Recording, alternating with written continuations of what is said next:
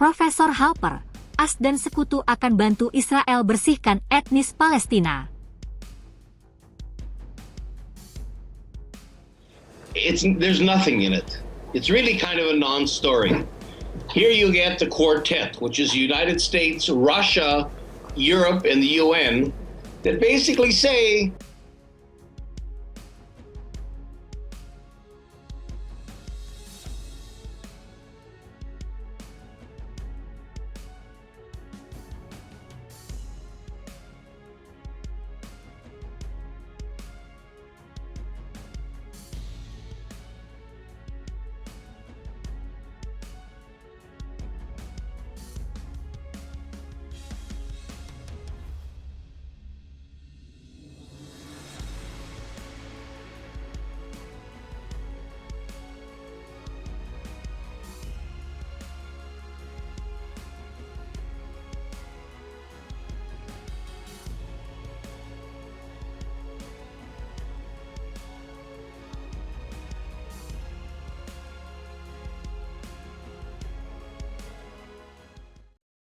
Terjadi perselisihan publik yang semakin besar antara Presiden Amerika Serikat, AS, Joe Biden dan Perdana Menteri, PM, Israel Benyamin Netanyahu mengenai rencana Israel menyerang kota Rafah di Gaza Selatan.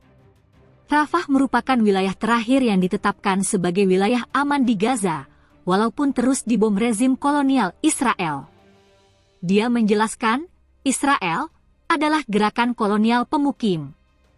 Oleh karena itu, untuk mengubah Palestina menjadi Israel, satu negara Arab menjadi negara Yahudi, Anda harus menggusur penduduknya dan Anda harus mengambil tanahnya.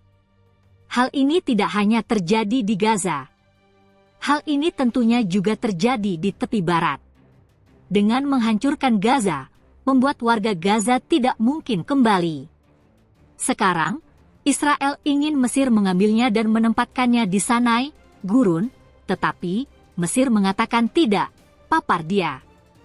Sebaliknya, Amerika Serikat dan negara-negara barat lainnya akan menerima warga Gaza ke negara mereka.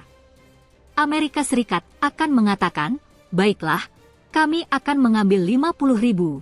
Kanada akan mengatakan, Kanada sudah mengatakan ini, kami akan mengambil 30, 40, 50, 000. Setiap negara Eropa akan mengambil beberapa ribu atau puluhan ribu, Australia, Selandia Baru dan sebagainya. Israel bisa menyingkirkan 1 juta atau lebih warga Palestina dengan bantuan, keterlibatan, negara-negara Eropa dan Amerika Utara dengan kedok bantuan kemanusiaan bagi para pengungsi. Itulah yang disebut Israel sebagai pemindahan sukarela, ungkap dia.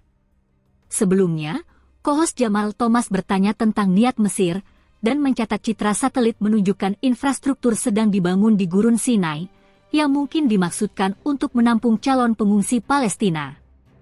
Dia menjelaskan, mereka membangun kamp karena mereka takut jika Israel benar-benar menyerang Rafah di selatan, maka tidak ada rencana yang baik mengenai kemana orang-orang tersebut akan pergi. Kombinasi tekanan militer ditambah kelaparan hanya akan mendorong 1 juta warga Palestina melewati perbatasan. Jika ada pelarian besar-besaran dari Gaza ke Mesir, maka Mesir siap menghadapi hal itu. Ini bukan untuk bentuk apapun rencana sukarela, itu untuk kemungkinan itu.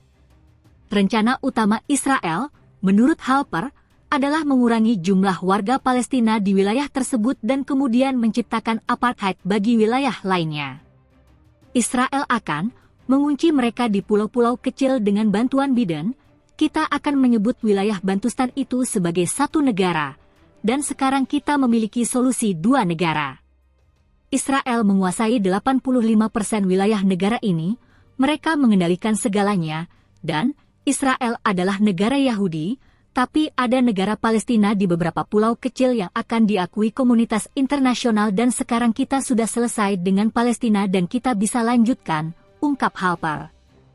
Dia menekankan, dengan kata lain, Israel berpikir mereka bisa lolos dari apartheid dengan cara yang tidak bisa dilakukan Afrika Selatan, dan ada alasan kuat untuk percaya bahwa hal itu mungkin benar.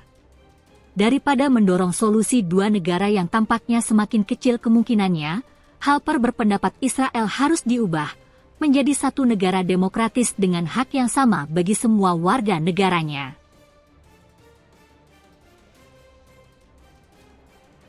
Analis militer Arab mengatakan bahwa Hamas telah berhasil berkumpul kembali di Gaza Utara, mengatur ulang 12 brigade berbeda yang kini terlibat dalam pertempuran di semua lini. Analisis ini didukung oleh kejadian di lapangan di mana pertempuran sengit sedang berlangsung di Jabalia, Gaza Utara dan juga wilayah lainnya. Hal ini juga ditujukan oleh video-video yang baru yang dirilis oleh Brigade Al-Qassam dan juga Brigade Al-Quds. Praktisnya, hal ini berarti bahwa setelah menyatakan bahwa Israel hampir sepenuhnya menguasai medan perang di utara, perlawanan Palestina telah berhasil menekan tombol reset sehingga kembali melakukan perlawanan seperti masa-masa awal. Para pejabat militer Israel telah menyampaikan rasa terkejut mereka kepada The New York Times dan surat kabar Israel dan Amerika lainnya mengenai kemampuan Hamas dan sampai pada kesimpulan meskipun tidak secara terbuka bahwa tidak akan ada kemenangan militer di Gaza. Pejuang Al-Qassam terlibat dalam bentrokan sengit dari jarak nol dengan pasukan musuh yang menyerang timur Jabalia di jalur utara Gaza. Demikian keterangan Brigade Al-Qassam Sayap Militer Hamas dilansir dari Palestine Chronicle. Brigade Al-Qassam menyerang kelompok musuh yang menembus utara dan selatan kota Khan Yunis dengan mortir. Tambah mereka, Brigade Al-Qassam juga membombardir pertemuan musuh di timur laut Camp Al-Burej di jalur Gaza Tengah dengan mortir kaliber berat. Kemudian, Brigade Al-Quds Sayap Militer Jihad Islam Palestina mengungkapkan para pejuang mereka mampu menembak seorang tentara Zionis di selatan kota Gaza. Kami terlibat dalam bentrokan sengit menggunakan senapan mesin dengan tentara musuh Zionis di garis depan di Camp Al-Maghazi dan Al-Burej, jalur Gaza Tengah. Demikian keterangan Brigade Al-Quds.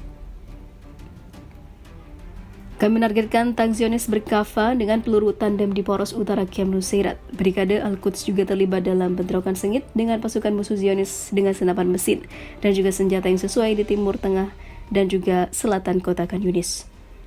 Brigade Al-Quds terlibat dalam bentrokan sengit dengan pasukan musuh Zionis dengan senapan mesin dan senjata yang sesuai di timur dan selatan kota Khan Yunis. Setelah pejuang kami kembali dari daerah bentrokan di timur Gaza, mereka mengkonfirmasi bahwa mereka menyebabkan sejumlah kendaraan militer musuh jatuh dalam penyergapan yang dirancang dengan hati-hati dengan alat peledak berdampak tinggi yang menyebabkan kehancuran kendaraan dan juga tentara di Gaza. Mereka jatuh antara mati dan terluka. Demikian ungkap Brigade Al-Quds.